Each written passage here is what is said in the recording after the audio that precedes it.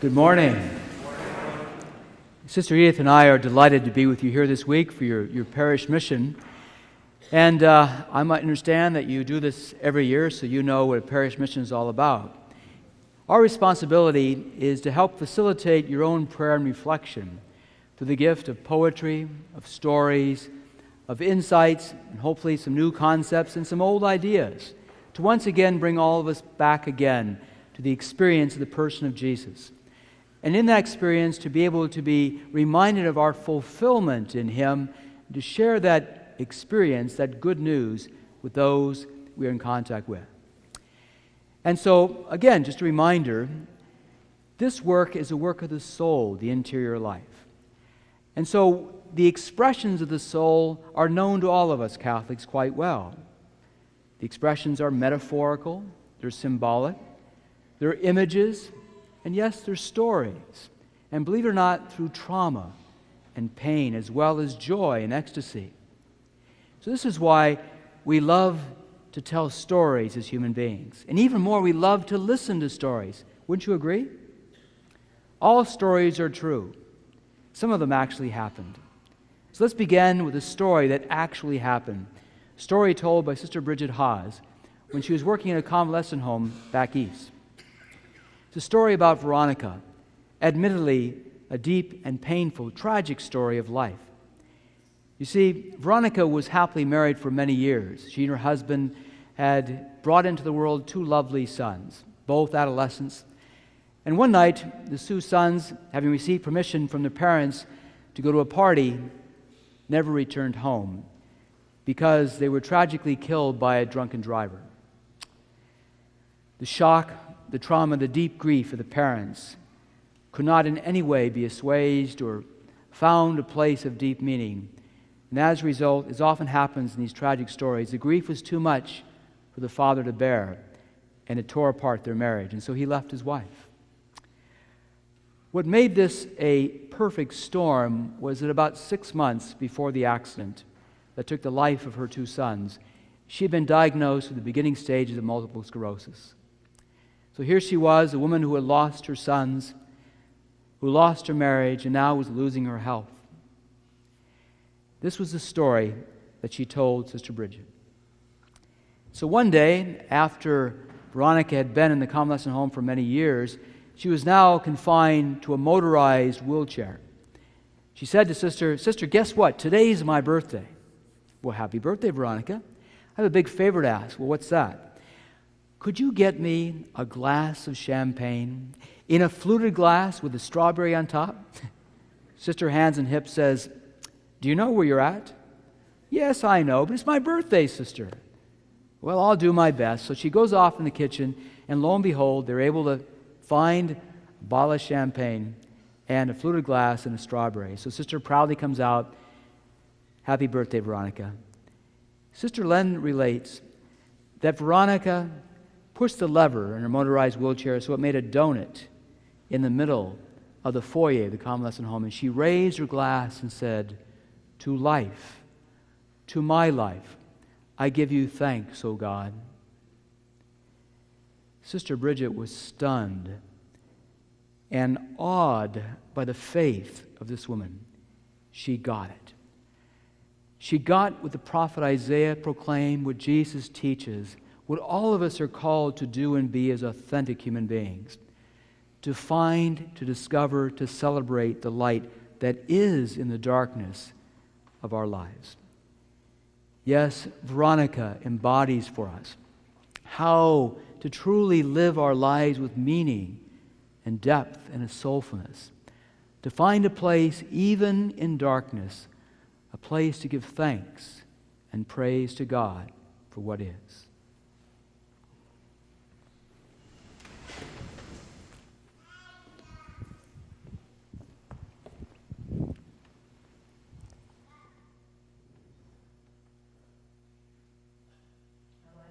I am. I always ask that question. It's so good to see all of you. I meet many of you, I think, at the Religious Education Congress and also at RCIA out here that I've done several times. And so it's really a joy for me and for Father Jim to be back with you. And as we listened to Father Jim's story, I was thinking it was bringing us into the marvelous experience of God's gracious power and God's gracious desire to bring us into the light, to be about transformation. And so I think all of us, as we gather here today and in the next few days, that we can maybe pray for ourselves for that kind of transformation and that light that can come into our lives, even in the difficult times. There's a wonderful poem. I love poetry, so you get a little bit of poetry. There's a wonderful poem by Jessica Powers that kind of picks up the same theme that Jim spoke about. It says, God sits on a chair of darkness in my soul, and he is clothed not with silk or satin, affable to the touch, but in fabric strong for the frantic hand to clutch. And so a God who's sitting right in the middle of our lives. My thing is going a bit funny, I think. No, I think it's okay.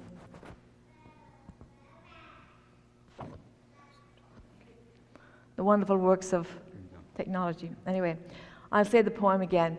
God sits on a chair of darkness in my soul, and he is clothed not with silk or satin, affable to the touch, but in fabric strong for the frantic hand to clutch. And as I reflect on that poem, he's not covered with silk or satin, because if we would touch that, it would kind of slip away from us. But God is clothed in a kind of a strong material, maybe I say sometimes blue denim, something you can hold on to in times of darkness. We need to hold on to a God. And our God holds on to us, as well. And so we're standing and we're looking at times of darkness and of light, and the gospel today, as well as the first reading, bring to us that play of light and darkness. In the first reading with Isaiah the prophet, we find the Israelites in the northern kingdom, and they're pillaged and conquered by the Assyrians, and so there's great darkness and gloom in their lives. And yet the prophet Isaiah comes along to prophesy that the people who walk in darkness will have seen a great light, and then pointing that to Jesus into the future in the same territory of Galilee. Jesus comes along with a new story, as you might say, with a new story, a new vision, a new way of being, and bringing people into light and into love and into all kinds of favor. And so it's a beautiful story in both of them, of that darkness and that light in our world today as it was then, but also the hope that the Messiah would come, that Jesus would come, and that light would come into our world. And so in our world today, that same theme of light and darkness hits us. We know of the great challenges in our world today. We know the ache of war. We know all the darknesses that are around. We know the plight of the homeless and the poor people. We know a lot of stories. We know a lot of the darkness. And so I have another little story about that darkness. And this is a story of a little 4-year-old child who experienced a little darkness maybe in his life. And it's told by Patricia Livingston. It's a story of her grandson, George, who at age 4 was so excited about going to preschool that he jumped out of bed and headed straight for the bathroom. But he missed the doorway and ran smack into the wall. His grandmother, who heard the crash, called out, "George, George, are you all right?" "I'm okay," he replied slowly. "It's just, I guess, I have too much dark in my eyes." Do we have dark in our eyes? Too much dark. Little George, like all of us, can carry too much dark in our eyes.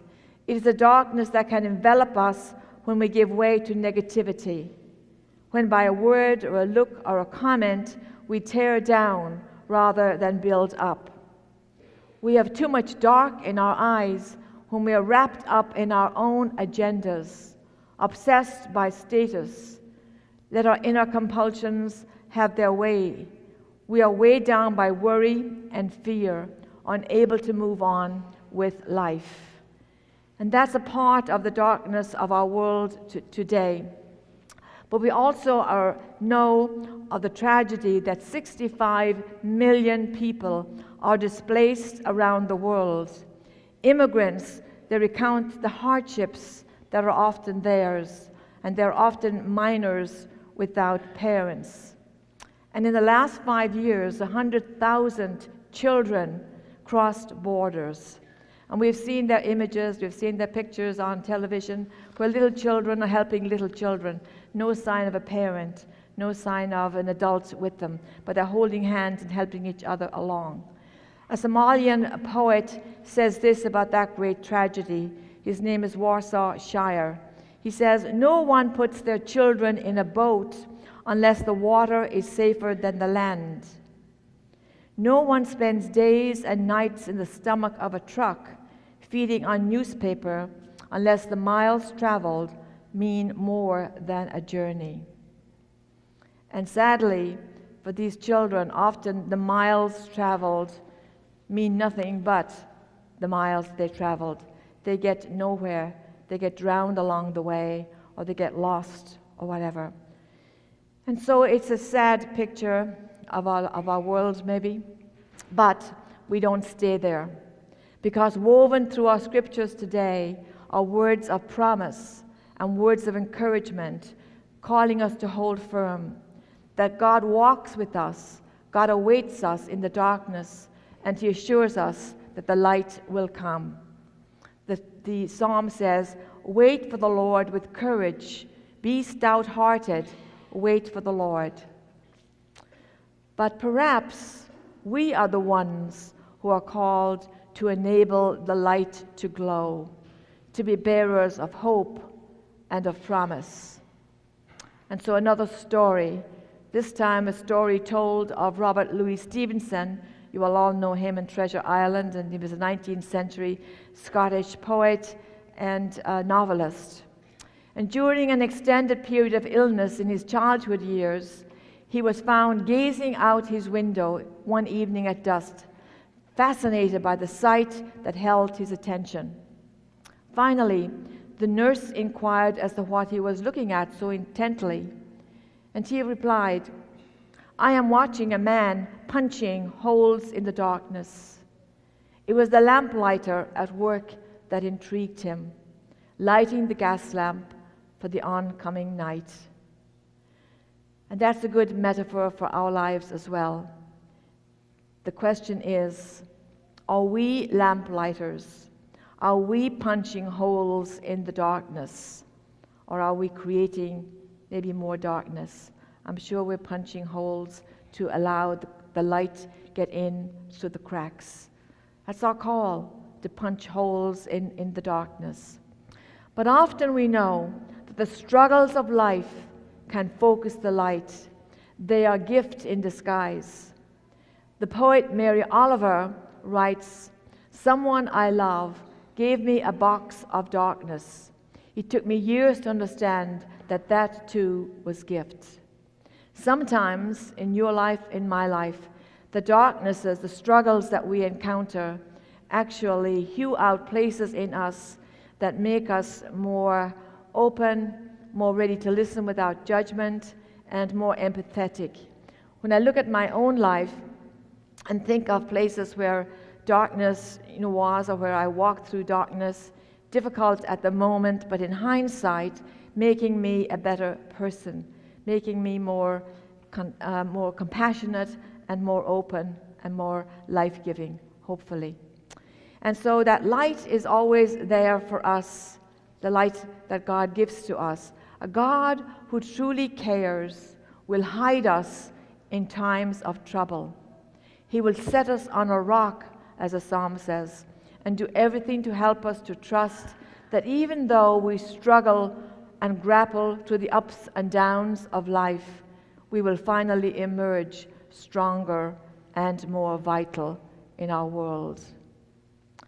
And so if we are going to be like Jesus in the times of hardship, then we must affirm the lantern within ourselves. And we have a lantern here behind me to remind us of the lantern or the light inside of ourselves. and we must trust mightily and be filled with a sense of the possible. So I want us to just take a moment right now, and I want you to imagine that light inside of you, filling you, your whole body, starting with your heart maybe, and moving out to the extremities, and moving beyond that into your families and into your places of work. That light of God shining in you, shining in you, shining here in this church right now, and allowing that to spread out. Let's take a moment.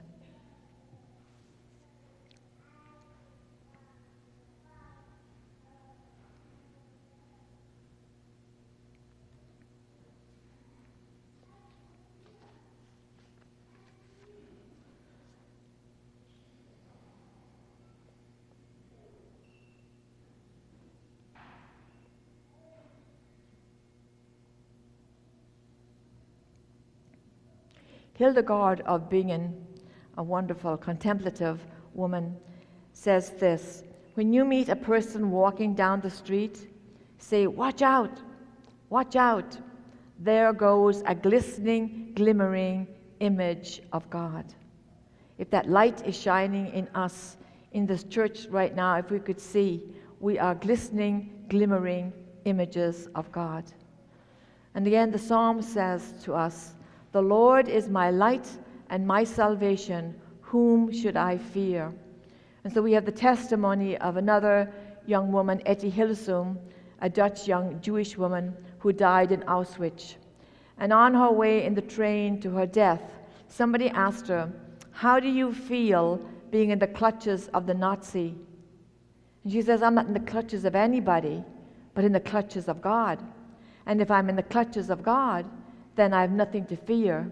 So we left the camp singing on the way to death. Think of the light in her. Think of the trust in her. Think of the hope in her. We too will keep a song in our heart as we journey together, because we know that God's brightness, God's mercy and care must sing through us and light up our spirits and our world. Remember that each one of us casts a bright light, or else we will add to the darkness all around us. So let each one of us cast that bright light. So now it is time for us to poke holes in the darkness, to show the miracle of what God's presence and light does in our lives and in our families, sustained by our yes to the banquet of life, the Eucharistic feast. Amen. Thank you. Father Jim has some more words. So we'd like to personally invite you to come to the parish mission. Come for one session or two or all three. And by all means, please invite family, friends, relatives, neighbors, co-workers. You can even invite your enemies. Maybe you can change them. But at the very least, please pray for the blessing of the parish mission and for the continued blessing upon the parish community. God bless you and have a great day. And we will be available to meet with you after Mass in the hall or outside here. Thank you. And I want to add my own recommendation. These are two old friends of mine. We've known each other for so long and worked together. I know they will put their full hearts into offering this mission to us. So I encourage you to come. And thank you and welcome to you both very much. Thank you.